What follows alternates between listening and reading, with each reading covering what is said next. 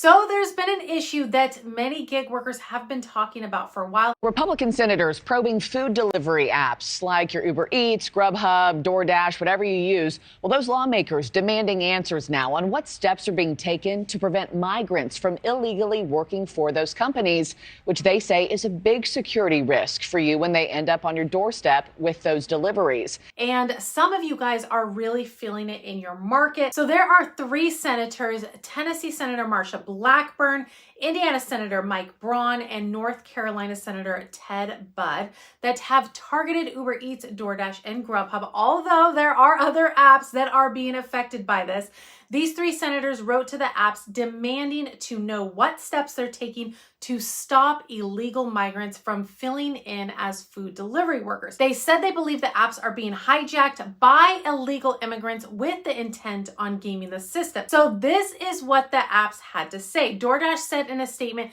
there is no place on the DoorDash platform for those that can't or won't verify their identity. They also said to help ensure that Dashers are who they say they are and prevent access by individuals looking to abuse our platform, we've built a robust, multi-layered identity verification and safety screening process for anyone who wants to deliver through our platform.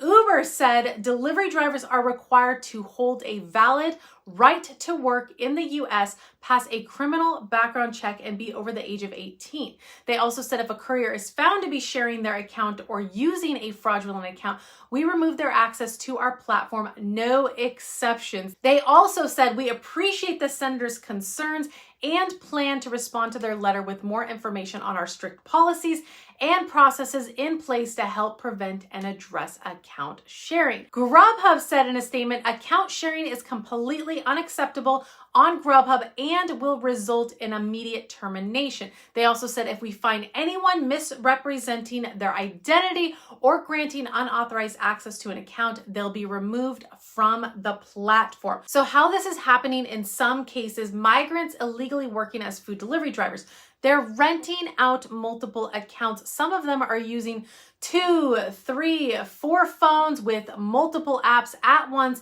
which is causing oversaturation in many areas, among other issues. It seems not to be an uncommon thing to see these days, to see a driver with multiple phones. Many of you guys have mentioned seeing this as well, and I've seen it myself. Now, if you're in a city that's being affected by this, do let me know what kind of issues you're seeing in your area. Are you having a hard time making money, meeting your goals due to oversaturation? So as mentioned, people are renting these accounts for, Grubhub, DoorDash, Uber Eats, and so forth. Now, from just doing a quick search, I found someone with a post renting out their food delivery account, but they don't specify which one it was. So it could be, multiple accounts or a specific one. But this is what their post says. It says, "Hi, I'm looking for some dedicated person who wants to rent my food delivery account. He can earn around $250 every day if he works 12 hours a day." Now, first of all, sounds like this person is pretty much guaranteeing whoever rents their account of making $250 every day. Now, maybe they're in a hot market, but every day typically isn't the same. Some days are better than others. So I don't know about this $250 a day, but they went on to say, my rent would be 35% of what you earn because I need to pay taxes as well as 1099 as 35% of tax after removing expenses.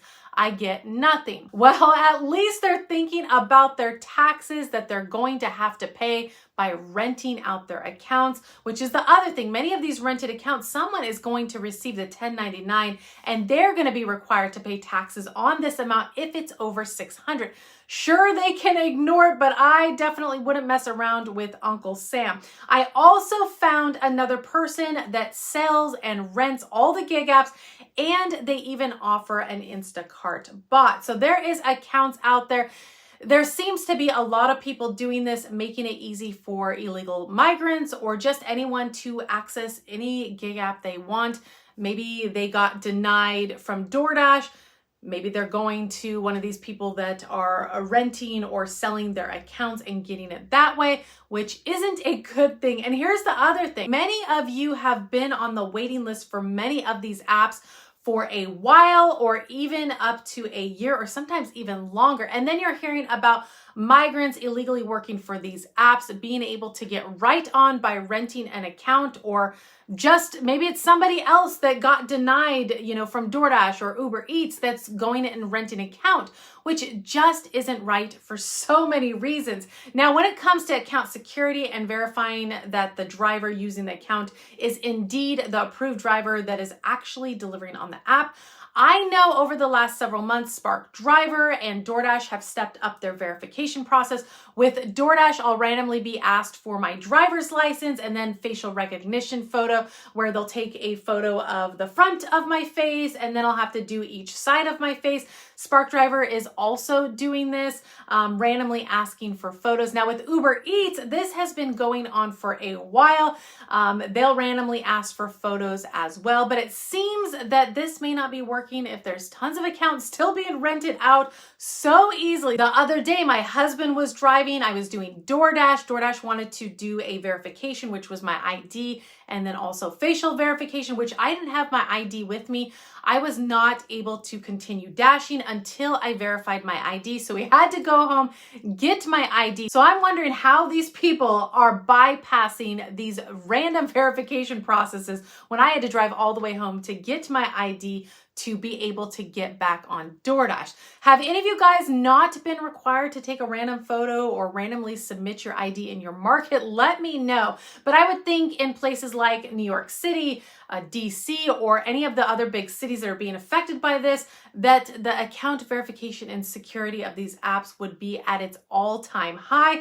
It seems though that people are listening to the issues going on and are concerned for security and safety, because if something bad happened while an individual was doing a delivery on a rented account, you wouldn't know who this person is or how to track them down.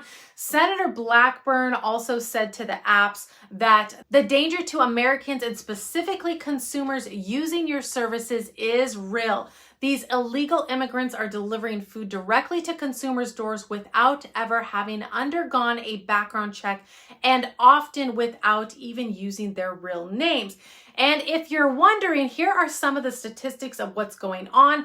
There have been 1.7 million migrant encounters at the Mexican and Canadian border between October 1st through the end of March, according to federal data. New York City alone has estimated about 1,000 migrants arriving daily in New York City. And currently, federal law requires migrants to wait 180 days to apply for a work permit, which is 6 months. So a lot of people are not going to wait that long.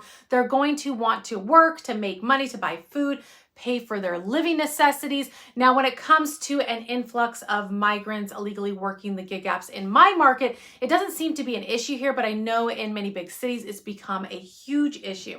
Again, let me know if you're being affected by this in your market. What's your thoughts on these senators demanding answers from the apps on this issue? What do you think the solution is for something like this? Let me know your thoughts. Always appreciate you watching. I'll see you guys on the next one. Bye, guys.